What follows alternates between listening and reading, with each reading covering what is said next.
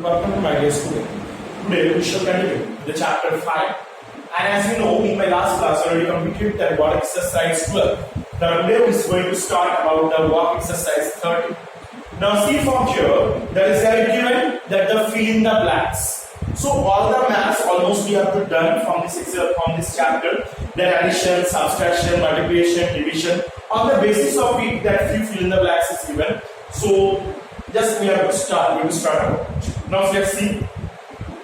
The first is the number 1. There are dash halves in the 12 plus 1 half. So 12 plus half now is the 12 half. So how many half? Half is the total round.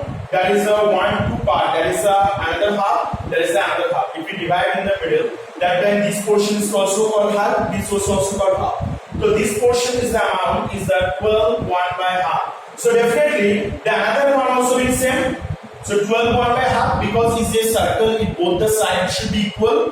Now so that if we mark this to half, then what is the answer? 12 and half plus 12 and half. That means 12 jar. So 24 half and half 1. So 25. So there are 25 halves in the. So you have to write that there are.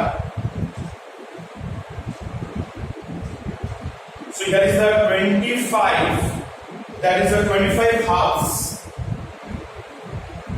in 12 1 by halves. Okay. So you have to write question with answer. I'm writing only the answer, but you have to, while you are writing the copy, that time you should write question with answer, not only the answer. Okay. Now so the next one. A proper fraction means a number less than. I already discussed it. Proper fraction means the number is always less than 1, and improper fraction means always more than 1. Okay. So here is the proper fraction, that less than 1. See the next one. The number 3.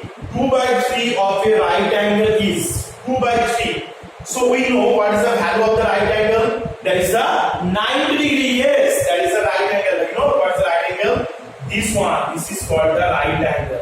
And the value of the right angle is 90 degree always. So if you see, here is a 2 by 3. So 90 degree multiply 2 by 3. Now I have to cut it. 330. Now 30 puja is the 60. So it's the 60. So the right angle of the 2 by 3 is the 60 degree. Okay. Now see the number 4. The reciprocal of a mixed fraction is always dash fraction. The reciprocal of a mixed fraction, whenever it converts, it should be a proper fraction. Whenever the proper fraction is given, then only it can convert into the improper fraction. Now we are going to convert into the mixed fraction. Suppose I give one example. That here is 2 by 3. That is the first proper fraction. Now if you convert it, then it becomes the 3 by 2. That is the improper fraction. So we know that whenever the improper fraction will come, it should convert into the mixed fraction. So here is the 1 by 2. So every mixed fraction, it should be the reciprocal is the proper fraction. So number 4 answer is the proper fraction. Now see number 5. Number 5 is which fraction, here the free fraction number is given. What are the numbers that you write down in?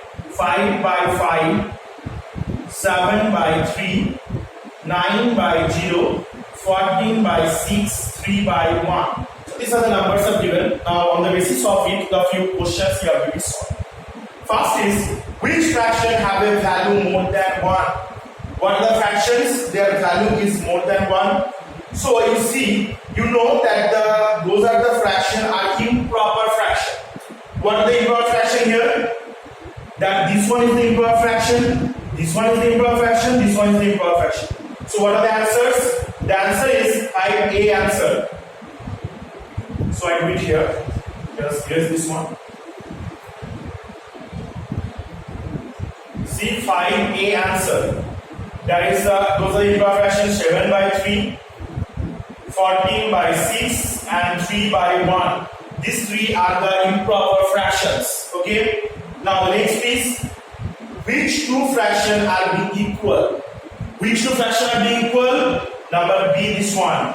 You see here that the 7 by 3 and 14 by 6 is being equal. Why we should call it equal? That also I give the proof. Okay, let's see. That is a 7 by 3 and equal to, that is a 14 by 6. These two fractions I am telling both are equal. You know why I am telling the equal? Because if we reduce it by the 2, we get the 7 by 3 only.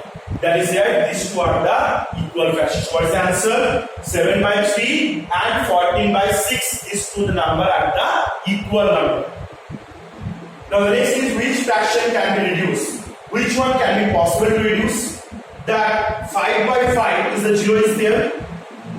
You can get the 1. So and 14 by 6 is the 7 and 3. So this one you can reduce. So what is the answer? 5 by 5 and 14 by 6. This one is the answer. These two number it can be possible to be reduced. Now the next is, which fraction are the meaningless? Which one is the meaningless? That is the number D1. The number D answer is the 9 by 0. This fraction is the meaningless. No meaning of it. You cannot reduce or nothing. This is the meaningless fraction. Now the next is the number 6. Then encircle the meaningless operations. What are the meaningless operations? The first, number C, that is a 21 divided 7 minus 7, and number D, 8 divided 0. These two fractions are the meaningless fraction. 21 divided 7 minus 7 and 8 divided 0. These two fractions are called the meaningless fraction. Why? Because 23, if we divide again the 0, 7 minus 7 is the 0. So if any number, that 21 is not possible to divide with the 0, and 8 also not possible to divide with the 0. That is why these two are the meaningless fraction. Clear? So I hope you have to understand this all the maths, and you should write it in your copy also, one by one, properly. Question with answer. These things you have to be reminded. Question with answer you have to write in your copy. If I get only the answer, I give the question mark. Again you have to write the question with answer. So if you not want to write 2 times, then it's better for you that you have to write question with answers. Okay? I hope I am clear to you. Today I am sure. Thank you.